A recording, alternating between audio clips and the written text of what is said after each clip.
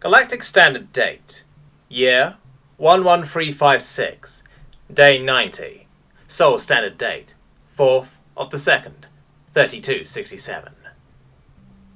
Basilisk was not the captain of this ship, but everyone on board fully expected him to be the one giving them orders. Even after giving them a basic fire plan, they looked at him every single time anything happened. The reason for this? The Emperor was the oldest man alive at this point. He was also one of the first to be listed as KIA, at a party hosted by Catherine's father to celebrate the year anniversary of completely mastering time itself.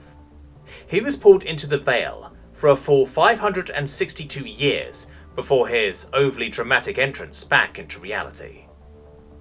Basilisk was watching as the Nova Cannon obliterated a warlord. He nudged Aurelius. "What's the status on Rift 2? I want to waste these warlords before they can take a single human life," he said. Aurelius turned to Basilisk. "Sire, Rift 2 is approximately 97% complete. We will be firing at 99% complete as per your instructions," he said. Basilisk watched as 9 capital ships aligned their C+ cannons towards the rift, while spreading out so as not to interfere with the other ship's firing line. He watched as all 9 began to emit a white light from their C+ cannons. As soon as the indicator increased to 99%, they simultaneously fired, sending streaks of light out towards the soon-to-be rift. The massive 150,000-ton Basilian steel slug, reaching up to 3.5 C, before slowing down to 0.99 C, right before the moment of impact. The Basilian steel slugs carved miles of flesh from the warlord that had begun making its way through the rift. Basilisk smiled. "What's the status on the next one? Also, what are we at on the recharge for our Nova Cannon?" he asked. Aurelius swiped the data and blew up the size for Basilisk to see. "As you can see, my lord, we are rather unlucky in that the other 3 warlord class seem to be emerging at the same time around the possible Queen class rift. The charge on the Nova Cannon is sadly at 9% with another 51 minutes until full charge is achieved," he said.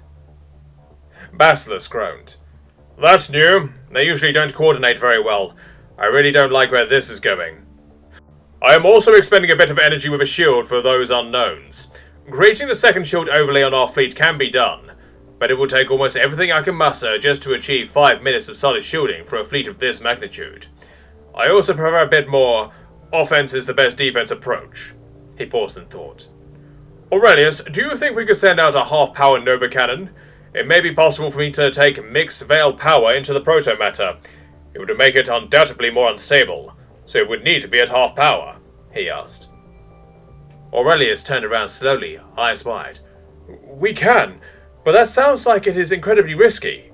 We haven't fully explored the effects of Veil, but looking at what it has done to you, personally, I think it has a somewhat significant chance of damaging our own craft, sire. I would prefer it if we kept that to a last resort. We don't know how powerful these Azarians are yet," he said. Basilisk smiled. "This is why I made you Arch-Primarch, Aurelius.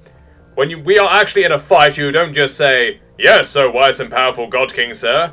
You actually have valuable input that you don't sugarcoat. I appreciate that," he said. Aurelius turned away from the Empire. Excuse me, my lord. I have to use the restroom. I thank you for your incredibly kind words," he said. He walked around the corner and into the hallway, where he stopped dead in his tracks. Aurelius then started crying and thrusting his fist in the air. "Yes! I got fucking praise by the Emperor! Woo!" he yelled. Aurelius wiped his face and straightened his clothes before walking back into the bridge looking as serene as ever. Basilisk was trying not to laugh at the whole situation with Aurelius screaming in the hallway like a little kid, so he distracted himself by altering the fire plan to fit in the new developments.